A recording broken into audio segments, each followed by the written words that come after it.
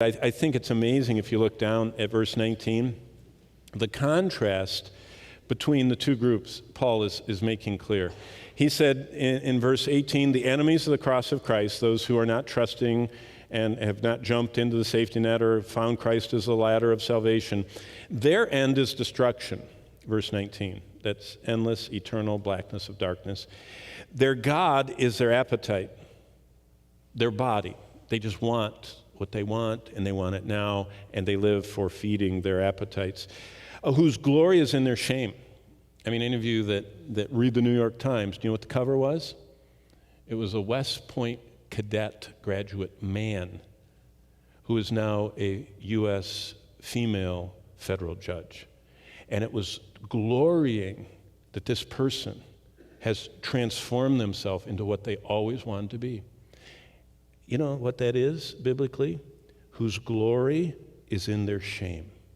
Did you know people now glorify what God says is shameful? That's the culture we live in right now.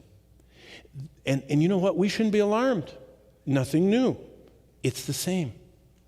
We live in the same type of world the New Testament was born into. It's just that we're not living the same kind of lives they were living. See, we're trying to change the Roman culture into a Christian culture. God says, I don't change cultures, I change people. God doesn't transform cultures, he transforms people.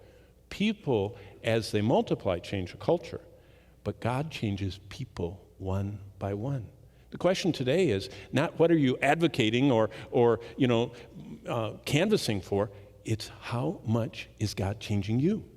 The power of one transformed life is hard to comprehend because all of us live somewhere in some arena. And if we live out Christ, people go, oh, you are different. Why?